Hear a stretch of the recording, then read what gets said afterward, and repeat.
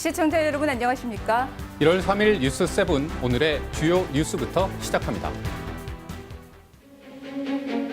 KBS 광주방송총국의 첫 정례 여론조사에서 광주 군공항을 전남으로 옮기는 것에 대해 전남 지역 응답자 절반 이상이 찬성하는 걸로 나타났습니다.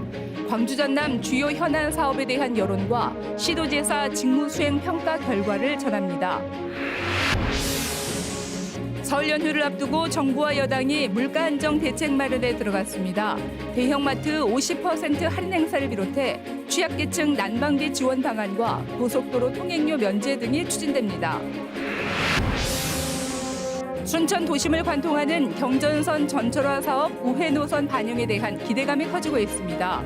국토교통부가 빠른 시일 내에 기본 계획을 확정 고시하겠다고 밝힌 가운데 순천시의 건의가 받아들여질지 관심입니다. KBS 광주의 첫 정례 여론조사 결과 어제 이어 오늘은 지역 주요 현안과 시도지사 직무수행 평가에 대한 지역민들의 생각을 전해드릴 텐데요. 먼저 복합 쇼핑몰과 무등산, 케이블카 등 광주 주요 현안에 대한 여론을 양창희 기자가 정리했습니다. 유통 대기업들이 잇따라 계획서와 제안서를 내며 경쟁이 붙고 있는 광주 복합 쇼핑몰. 어디에 두는 것이 가장 좋다고 생각하는지 물었습니다. 옛 전방 일신방직 공장 부지가 좋다는 응답자가 36.7%로 가장 높았고 우치공원 일대 26.6%, 어등산 관광단지가 22.7%의 답변을 받았습니다. 광산구 주민들은 어등산을, 북구 주민들은 우치공원을 가장 선호하는 것으로 나타났습니다. 복합 쇼핑몰에서 뭘 하고 싶냐는 질문에는 영화, 공연, 전시 관람 등 문화생활이 1위, 쇼핑이 2위를 차지했습니다. 특히 30대는 놀이 휴게시설 이용을 원하는 비율이 비교적 높았습니다. 쇼핑뿐 아니라 문화와 여가를 함께 즐기려는 수요가 높다는 점이 재확인된 셈입니다. 지난해 지방선거에서 이슈로 떠올랐던 무등산 국립공원 케이블카. 설치에 찬성하느냐를 물었더니 48.1% 대 48.0%로 찬반이 팽팽히 맞섰습니다. 연령별로는 답변이 갈려 20, 30대는 찬성, 40, 50대는 반대 경향이 뚜렷했습니다. 무등산이 있는 동구 주민들은 찬성이 다수였습니다. 민선 8기 출범 반년을 지난 강기정 광주시장. 직무에 대한 평가는 잘하고 있다가 55%, 잘못하고 있다가 28.8%를 기록했습니다. 가장 일을 잘했던 민선 광주시장이 누구라고 생각하느냐도 물었습니다. 지난해 6월까지 시정을 책임진 이용섭 전 시장이 22.2%로 가장 많은 응답을 받았고 박광태, 강훈태 전 시장이 각각 12%, 11%로 비슷했습니다. KBS 뉴스 양창입니다. 계속해서 전남 현안 살펴볼 텐데요. 광주 군공항을 전남으로 옮기는 것에 대해서 도민 절반 이상이 찬성하는 것으로 나타났습니다. 군공항 이전 선호 지역으로는 무안군을 꼽은 응답자가 가장 많았습니다. 박지성 기자입니다. 2013년 특별법 제정 이후 10년 넘게 제자리 걸음인 광주 군공항 이전. 전남 도민들에게 광주 군공항을 전남으로 옮기는 것을 어떻게 생각하는지 물었습니다. 찬성한다는 의견이 50.9%로 절반을 넘었고 반대는 30%였습니다. 권역별로도 서남부권이 51.6%, 광주 근교권이 54%, 동부권 49.1%로 모두 찬성 의견이 높았습니다. 이전 선호 지역은 무안군이 35.1%로 가장 높았고 고흥군이 17.3%, 해남군이 10.7% 순으로 나타났습니다. 가장 최근에 이전 대상지로 떠오른 한평군은 9.8%입니다. 광주 근교와 서남부권은 무안을, 동부권은 고흥을 각각 가장 선호하는 지역으로 꼽았습니다. 광주 군공항이 한평군으로 이전될 경우 한평군의 광주 편입에 대한 입장은 광주와 전남이 엇갈렸습니다. 전남은 반대한다는 의견이 41.7%로 찬성 35.9%보다 많았습니다. 반면 광주는 찬성한다는 의견이 53.6%로 반대 34.6%보다 크게 앞섰습니다. 전남 어느 지역에 의대를 세우는 것이 좋은지도 물었는데 순천 52.2%, 목포 40.4%였습니다. 다만 이번 조사가 인구 비례로 이루어지면서 동부권 응답자가 서남부권보다 30%가량 많았습니다. 권역별로는 동부권은 순천을, 서남부권은 목포 설립을 선호하는 응답이 대다수를 차지했고 광주 근교권은 목포 51.9%, 순천 32.4%로 나타났습니다. 한편 김영록 전남지사의 직무수행에 대해 도민 67.5%가 잘하고 있다고 평가했고 잘못하고 있다는 답변은 12.6%였습니다. 또 가장 일을 잘한 전직 도지사는 50.7%가 이낙연 더불어민주당 전 대표를 꼽았습니다. 이번 조사는 KBS 광주총국이 한국갤럽에 의뢰해 지난달 27일과 28일 광주와 전남 지역 만 18세 이상 남녀를 대상으로 휴대전화 가상번호를 활용한 전화 면접 방식으로 조사했습니다. 1,611명이 답해 응답률은 13.8%, 표본오차는 95% 신뢰 수준의 플러스 마이너스 2.4%포인트입니다. KBS 뉴스 박지성입니다. 네, 광주 전남의 주요 현안과 관련한 여론조사 결과 보셨는데요. 보도국 박지성 기자와 함께 자세한 이야기 나눠보겠습니다. 네, 박 기자, 가장 눈에 띄는 게 광주 군공항 전남 이전에 대한 여론이죠? 네, 표본조사긴 합니다만 전남 도민 절반 이상이 군공항의 전남 이전에 찬성한다고 답했습니다. 눈에 띄는 점은 이전 후보지로 거론되는 서남부권이나 광주 근교권도 찬성 여론이 과반을 넘었다는 점인데요. 군공항 이전에 따른 지원과 지역 개발 효과 등을 살핀 것으로 보입니다. 물론 권역별로 조사가 됐기 때문에 군공항이 직접 옮겨갈 개별 자치단체 생각과는 다를 수 있다는 점은 고려할 필요가 있습니다. 네. 또 무안군과 의회가 그동안 강하게 반발해 왔는데 또 군공항 이전 선호 지역에서는 1위로 꼽혔어요. 네, 아무래도 현재 국제공항이 있는 지역이고 가장 오랫동안 군공항 이전 후보지로 거론됐다는 점이 반영된 것 같습니다. 반면 가장 최근에 후보지로 떠오른 한평 같은 경우에는 선호지역 순위에서는 최하위를 기록했습니다. 물론 앞으로 논의 방향에 따라 충분히 달라질 수 있을 거라고 생각은 합니다. 또 동부권은 항공 우주 산업의 중심지죠. 고흥을 최선호 지역으로 꼽았습니다. 네. 그럼 지난 대선부터 광주 시민들의 관심이 큰 복합 쇼핑몰 여론도 좀 살펴보죠. 옛 전방이나 일신방직 공장 부지 선호가 가장 높았는데 또 지역별로 보면 좀 차이가 있다고요?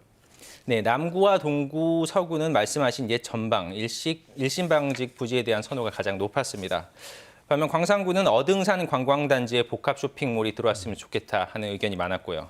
복합 쇼핑몰의 접근성하고 개장 이후 예상된 효과들 이런 걸 생각해서 시민들이 거주지와 가까운 곳을 우선 선택한 것으로 보입니다. 또 두 개 부지를 품고 있는 북구 같은 경우는 선호 지역이 옛 전방 일시 방직이 38.6%, 우치공원 일대가 44%로 팽팽했습니다. 네. 또 시청자들께서 좀 혼동하실 수 있을 것 같은데요. 이 복합 쇼핑몰이 어느 한 곳을 선택하는 게 아니라 각자 추진이 되고 있는 거죠? 네, 광주시는 입점 갭수를 제한하지 않고 시장 논리에 맡긴다는 입장입니다. 정말 이대로 된다면 제한세를 낸 신세계나 현대는 물론이고 지금 검토하고 있는 롯데까지 세 개 다 들어올 수도 있는데요. 또 다 부지도 다 다릅니다. 하지만 시장 논리는 뭐 이용자나 뭐 시장성 등을 고려한다는 의미도 있기 때문에 한 개나 두 개로 압축이 될 것 같습니다. 네, 이번 조사에서 좀 재미있게 볼 수 있는 게 전직 시도지사 가운데 누가 가장 잘했느냐를 물어본 거예요. 근데 이 가운데 눈에 띄는 게 박광태 전 시장입니다. 네, 통상 언제 임기가 끝나냐에 따라서 평가나 기억이 비례하는 경우가 많은데요. 지금 민선 8기지 않습니까? 근데 박광태 시장은 민선 4기 때 시장직을 마쳤습니다. 이런 결과가 나온 것은 이제 근래 없었던 재선 시장인데다가 광주 글로벌 모터스의 현재 대표이사기도 한 점 이런 점들이 고려된 것 같습니다. 네, 마지막 질문인데 민선 8기가 출범한 지 이제 6개월이 지났습니다. 시도지사 직무수행 평가에 대해서 어떤 점들 좀 살펴봐야 할까요? 네, 김영록 지사는 재선으로 안정적으로 도정을 이끌고 있어서 좀 좋은 평가를 받은 것 같습니다. 다만 변화가 없어서 아쉽다는 지적도 있는데요. 30대와 40대의 지지율이 평균을 밑돈 것도 이런 것들이 반영된 것으로 보입니다. 강기정 시장의 경우 연령대별 평가가 비교적 고르게 나타나고 있습니다. 특히 29살 이하 젊은 층과 본인의 성향을 보수라고 평가하신 분, 또 직업이 학생이라는 사람들, 이런 분들이 지지율이 가장 높았습니다. 이번 KBS 여론조사는 앞으로 2달마다 진행이 됩니다. 이번에는 군공항 이전 문제를 다룬 만큼 다음 조사에서는 민간공항 이전 문제도 다루는 방식으로 지역 현안에 대해서 꾸준히 시도민의 생각을 한번 들어볼 생각입니다. 네, 또 시도지사들에 대한 직무수행 평가 결과도 또 어떤 추이도 살펴볼 수 있을 것 같네요. 네, 지금까지 박지성 기자였습니다. 순천의 도심을 관통하는 경전선 전철화 노선을 놓고 순천시가 그동안 강하게 반발해 왔는데요. 국토교통부의 기본계획 확정 고시를 앞두고 순천시의 우회 노선 반영 요구가 받아들여질 것이라는 기대감이 높아지고 있습니다. 보도에 정기룬 기자입니다. 순천시청 인근에 현수막들이 어지러이 내걸려 있습니다. 순천 도심을 관통하는 경전선 전철화 사업의 우회 노선을 요구하며 각종 사회단체들이 내건 현수막입니다. 노한규 순천시장이 경전선 전철화 사업의 우회 노선과 관련해 현재 상황이 불리하게 돌아가지 않고 있다며 현수막을 걷어내겠다고 말했습니다. 누구도 확정적으로 얘기는 안 해주지만 순천에 불리한 방향으로 결정은 하지 않을 거 아니냐 하는 기대감은 가지고 있습니다. 노 시장은 그러면서 원희룡 국토교통부 장관이 직접 순천을 방문해 순천 시민이 겪어야 할 피해를 확인하길 바란다고 덧붙였습니다. 국토부 장관이 직접 현장 확인을 좀 해줬으면 좋겠다는 얘기를 하고 있고 지금도 여전히 대화를 하고 있고 조율하고 있다. 이에 앞서 순천시는 지난해 도심을 관통하는 경전선 전철화 사업의 대안으로 땅속에 철길을 놓는 방안과 서면, 성산역 우회 방안 등을 국토교통부에 건의했습니다. 국토부 관계자는 현재 기획재정부와 설계 적정성을 검토하고 있다면서 최대한 이른 시일 내 기본 계획을 확정 고시하겠다고 밝혔습니다. 저희 늦지 않게 저희 사업 진행되는 거 좀 차질이 없도록 진행할 예정입니다. 국토부가 순천 시민의 바람을 받아들일지 경전선 전철화 사업의 기본 계획 고시 내용이 주목됩니다. KBS 뉴스 정길훈입니다.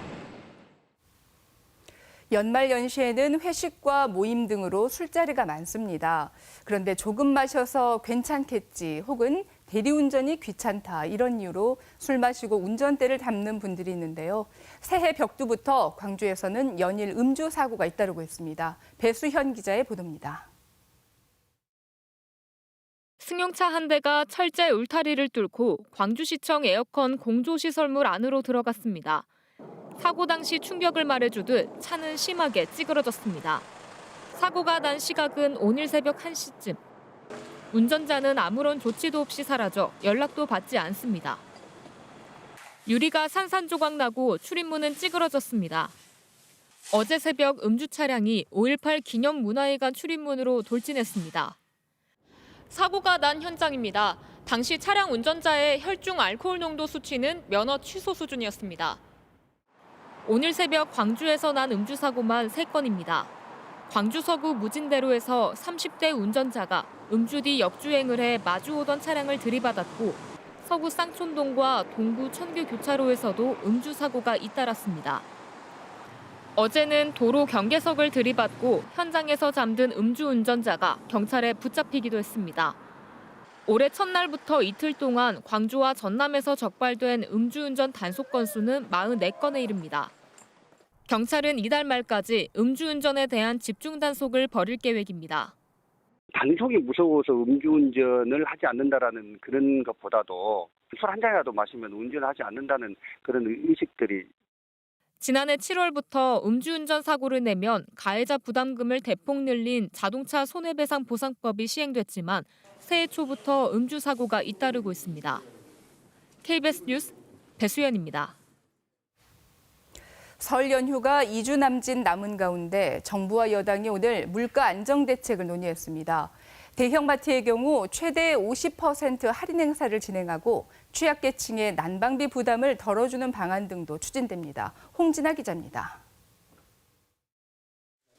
정부와 국민의힘은 지난해에 이은 경기 침체 여파로 설 연휴 서민 체감 물가가 더욱 높아질 우려가 있다고 지적했습니다. 이른 설 연휴를 앞두고 성수품 수요까지 확대되면서 물가 상방 압력이 더욱 가중될 우려도 있습니다. 이에 따라 당정은 설 연휴 전 배추와 닭고기 등 16개 성수품을 20만 톤 규모로 공급하기로 했습니다. 역대 최대 규모입니다. 또 286억 원 상당의 농축수산물 할인 쿠폰을 지원하고 유통업체 할인 노력을 통해 장바구니 부담도 최소화하기로 했습니다. 온누리 상품권은 지난해보다 5천억 원 늘어난 4조 원 규모로 발행되며 모바일 카드형도 신설됩니다. 협의회에 참석한 대형마트 측 관계자도 설 성수품을 30%에서 최대 50%까지 할인하겠다는 의사를 밝혔습니다.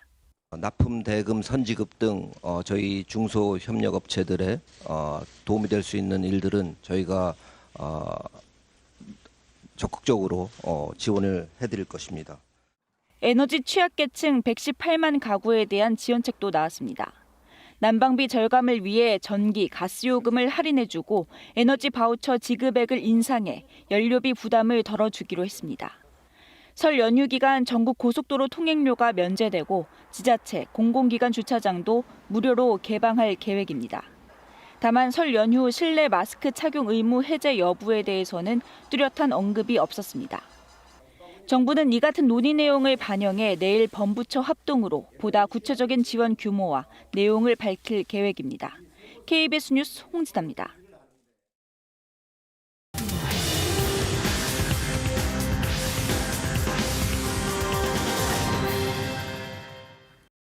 네, 해가 바뀌었어도 정치권의 협치를 기대하기란 어려워 보입니다. 여야는 1월 임시국회와 이태원 참사 국정조사 기간 연장을 두고 여전히 대립하고 있는데요. 한 주간 주요 정치 이슈 오승용 킹핀 정책 리서치 대표와 이야기 나눠보겠습니다. 안녕하십니까? 네, 안녕하십니까? 네, 일단 대통령 신년사 내용부터 좀 살펴보죠. 어김없이 자유와 법치를 강조하면서 노동교육, 연금 이 3대 개혁을 언급했습니다. 어떤 의미로 해석할 수 있을까요? 일단 박근혜 전 대통령이 친박 산성에 갇혔듯이 윤석열 대통령도 윤핵관 산성에 갇힌 것이 아닌가라는 우려가 듭니다. 화물연대 파업 이후 첫 신년사에서 기대가 컸는데요. 자유, 인권, 법치라는 보편적 가치를 공유하는 나라들이 경제와 산업을 통해 연대하겠다라는 정신을 천명했습니다. 기업가 정신, 우주경제, R&D 투자 30조 시대를 열겠다고 강조했지만 구체성은 결여되어 있었습니다. 기득권 유지와 지대 추구에 매몰된 나라에는 미래가 없다며 노동, 교육, 연금 3대 개혁을 강조했는데요. 핵심은 노동 개혁이었던 것 같습니다. 노사 법치주의는 결국 노동의 선진화와 개방화를 통한 변화 유도보다는 제압과 처벌의 대상으로서 노동을 규정한다라는 측면에서 퇴행적이라는 비판을 피할 수 없을 것 같습니다. 네, 그러면 다음 정치권 움직임도 좀 살펴보겠습니다. 먼저 국민의힘은 당권 주자라고 거론되는 분들이 신년에 일제히 대구 경북으로 향했습니다. 이게 또 전당대회 룰이 당원 투표 100%로 바뀐 것과 또 무관하지 않다 이렇게 해석이 가능할까요? 네, 일단 당원 100%로 선출하지만 선거인단은 100만 명에 육박하기 때문에 여론 흐름에 따라 갈 수밖에 없는 그런 구조인 것 같습니다.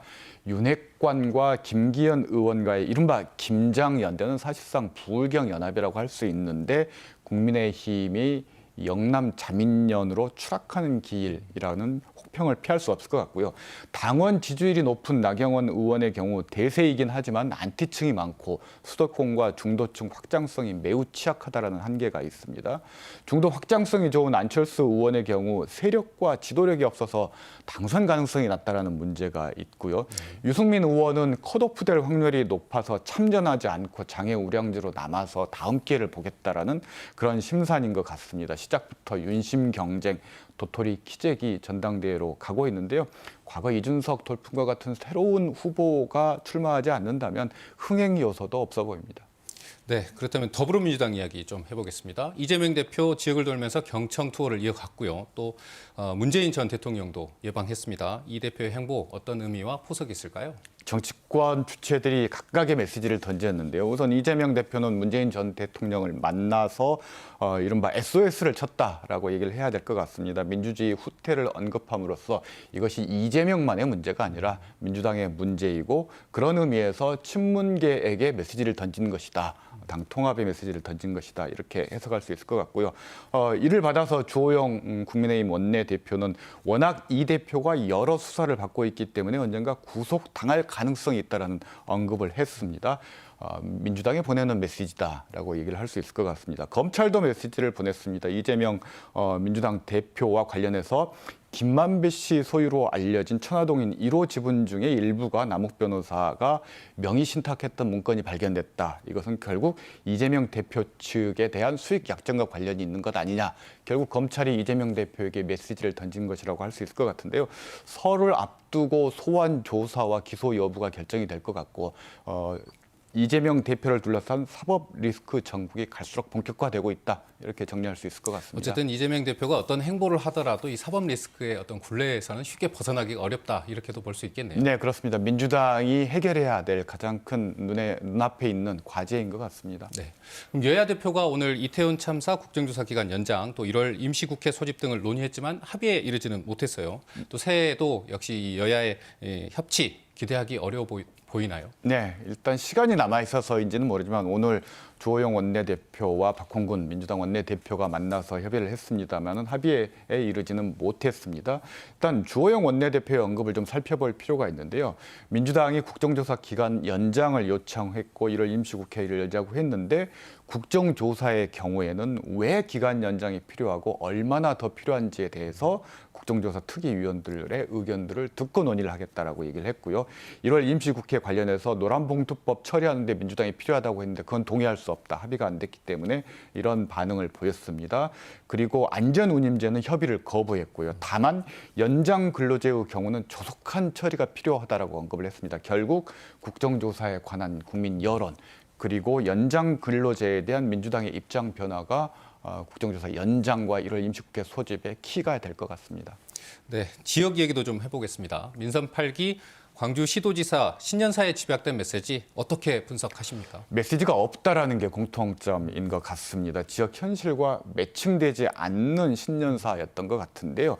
지역의 사업들을 나열한 수준이었던 것 같습니다. 우선 광주시를 보면 색깔 있는 소통 시스템, 익숙한 것들과의 결별, 일상민주주의 등 말은 그럴듯한데 무슨 내용인지 알기 힘든 단어들을 나열했다라는 거죠. 전남도의 경우 세계로 도약하는 전남을 천명했지만 세계는커녕 국내 도약부터 선행되어야 된다는 지적들이 많습니다. 지역 발전 수준을 가늠할 수 있는 지역 내 총 생산 순위를 보면 전남이 8위, 광주가 15위입니다. 1인당 지역 총소득은 전남이 6위, 광주가 11위로 중하위권을 벗어나지 못하고 있는 상황인데요.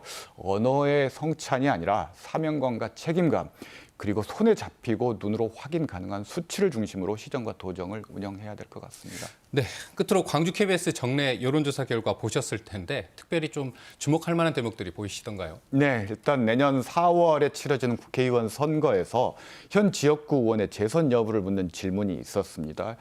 현 의원이 한 번 더 당선되길 바란다는 응답은 겨우 25.6%에 불과했습니다. 30대의 경우에는 72.9%, 50대의 경우는 60.0%가 다른 인물의 당선을 바란다고 응답을 했다는 것이죠.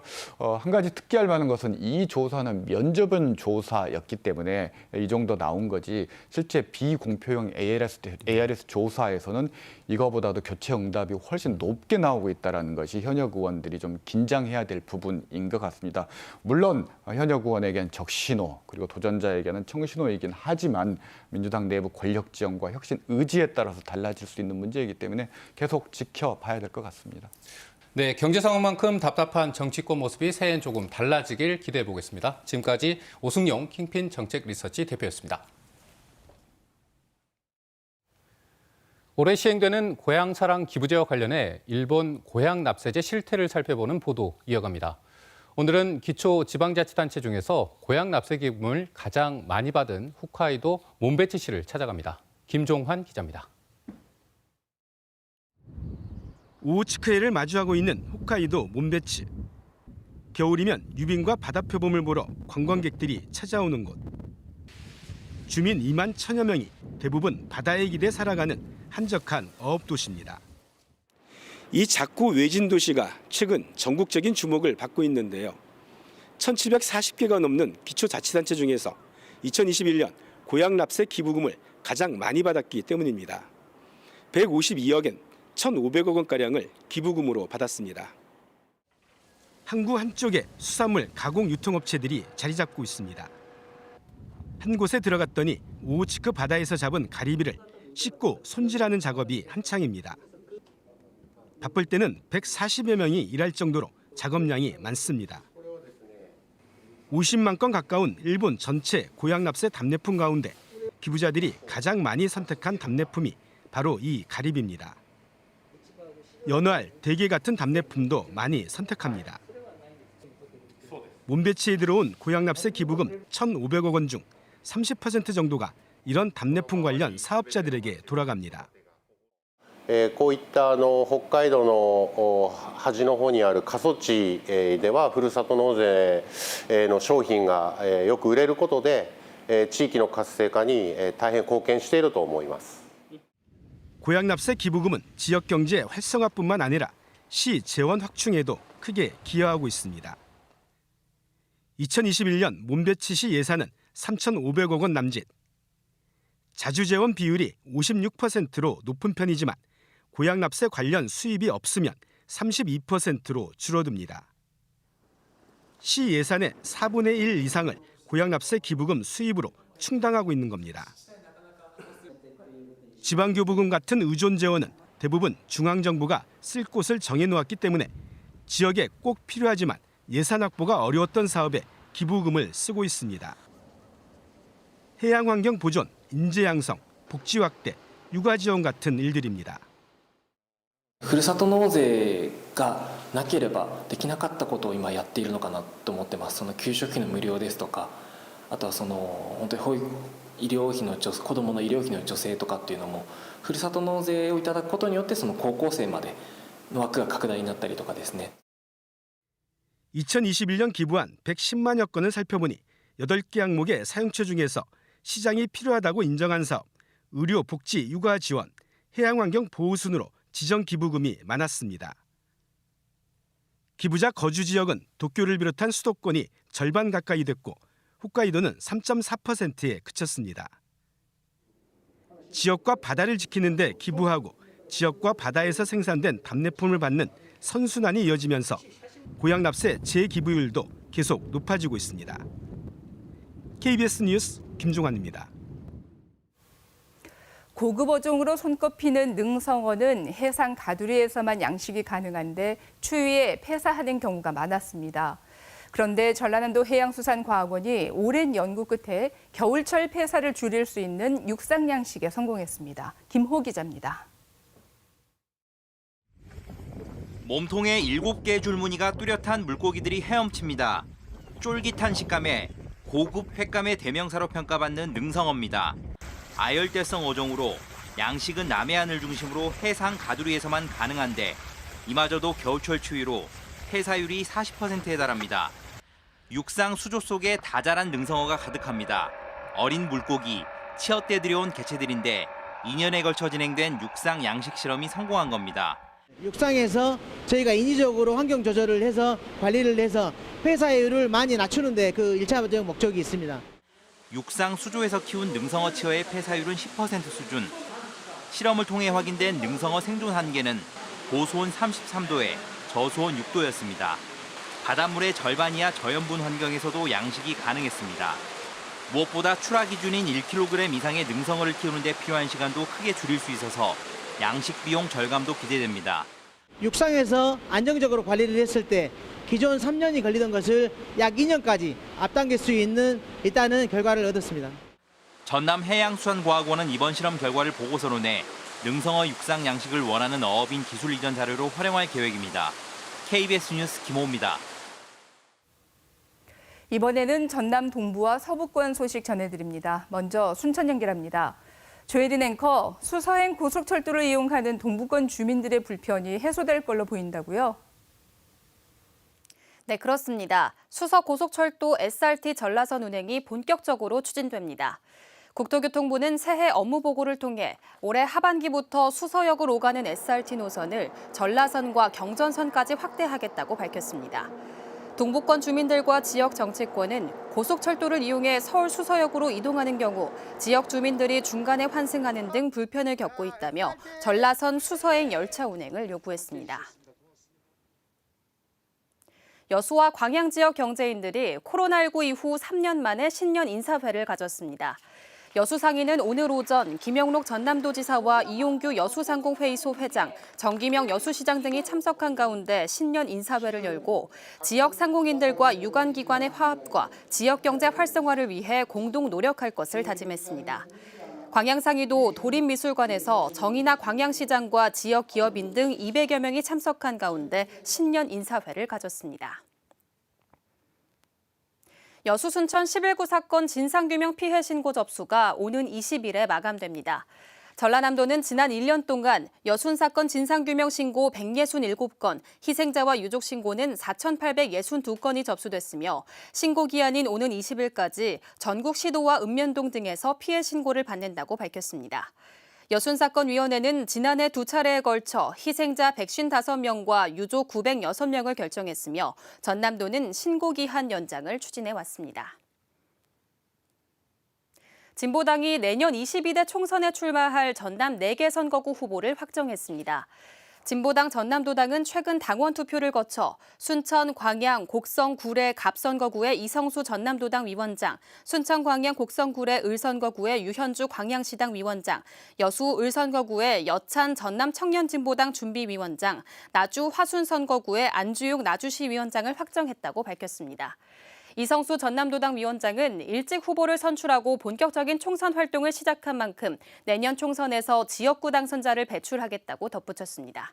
지금까지 순천에서 전해드렸습니다. 이어서 목포에서 전해드립니다. 전라남도가 최근 5년간 교통사고 사망자 수를 집계한 결과 2017년 387명에서 지난해에는 200명으로 감소해 교통사고 통계를 시작한 1977년 이후 가장 낮은 것으로 나타났고 2018년 이후 어린이 보호구역의 교통사고 사망자는 발생하지 않은 것으로 나타났습니다. 전라남도는 민선 7기부터 추진해온 교통사고 사망자 절반 줄이기와 교통안전 인프라를 확충하면서 사망자 수가 감소한 것으로 분석했습니다. 전라남도는 민선 8기에도 선진 교통문화 정착과 교통약자 우선 배려 정책 등 교통사고 사망자 줄이기 시즌2를 추진할 방침입니다. 가스충전비 미납으로 목포 시내버스 운행 중단이 장기화되고 있는 가운데 목포시 의회가 입장문을 내고 이한철 버스회사 대표의 상공회의소 회장직 사퇴와 버스 운행 재개를 요구했습니다. 목포시 의회는 또 이 대표가 조건 없는 운행 재개로 시민에게 용서를 구하고 특단의 경영 개선안을 제출할 수 없다면 시내버스 면허권을 반납해야 한다고 주장했습니다. 의회는 또 목포시가 시내버스 정상화를 위한 모든 행정 조치를 시행해야 한다면서 즉각적인 면허 취소 결정을 내려야 한다고 덧붙였습니다. 2023 설날 장사 씨름대회가 오는 19일부터 엿새 동안 영암 실내체육관에서 전국 25개 팀 300여 명의 선수들이 참가한 가운데 열립니다. 이번 대회는 여자부 예선을 시작으로 남자부 태백장사 등 4체급과 여자부 매화장사 등 3체급, 그리고 단체전으로 진행되고 각 체급별 장사 결정전은 KBS 1TV와 KBSN 스포츠 채널에서 생방송으로 중계될 예정입니다. 영암군은 시설 정비와 숙박업소 점검 등을 통해 성공적인 대회가 될 수 있도록 대회 준비에 최선을 다하겠다고 밝혔습니다. 전남도 유럽사무소가 전남산 농수산식품과 관광지를 연계해 제작한 남도음식 쿡박스를 출시했습니다. 남도음식 쿡박스는 해조류와 나물 비빔밥 등 농수산식품과 완도 등 9개 시군 대표 관광지가 스토리텔링 방식으로 구성됐고 구매 고객이 남도 음식을 맛보며 전남의 관광지를 간접적으로 여행할 수 있는 상품입니다. 전라남도는 유럽 현지인에게 음식의 조리법과 관광지 정보를 함께 제공하고 있다면서 전남 식품 수출 확대는 물론 관광 홍보에도 기여할 것으로 전망했습니다. 지금까지 목포에서 전해드렸습니다. 이어서 오늘의 간추린 뉴스입니다.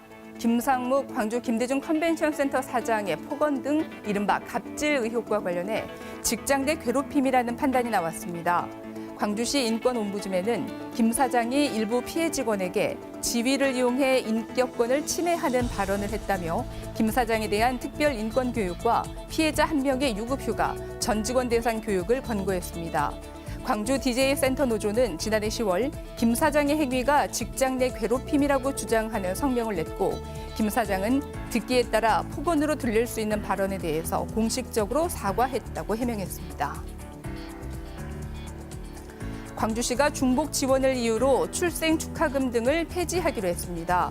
광주시는 정부가 올해 부모 급여 등 출산 가정에 현금을 주는 정책을 잇따라 시행하게 되면서 기존 광주시의 출생 축하금이나 육아수당과 사업이 중복된다며 폐지 배경을 설명했습니다. 광주시는 정부의 부모 급여를 통해 만 0세 아동이 매달 70만 원을 받는 만큼 지급 총액은 오히려 증가한다며 아낀 예산으로 돌봄 사업을 늘릴 계획이라고 밝혔습니다. 올해 광주시정의 가장 중요한 키워드로 시민들은 복합 쇼핑몰 신속, 투명, 공정 추진을 꼽았습니다.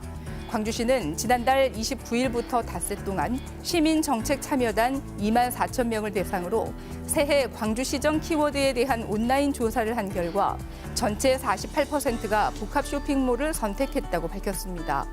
또 광주 군공항 이전을 꼽은 참여단은 18%였고 AI 2단계 사업 고도화 기반 마련 등이 그 뒤를 이었습니다.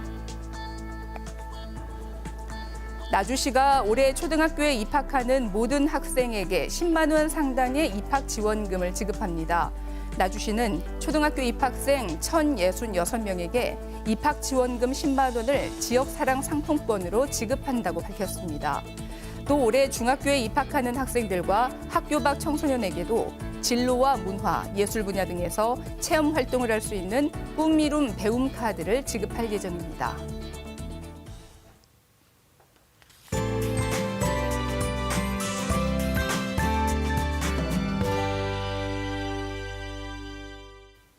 오늘 아침 강추위가 기승을 부렸는데요. 내일 아침까지는 추위에 대비하셔야겠습니다.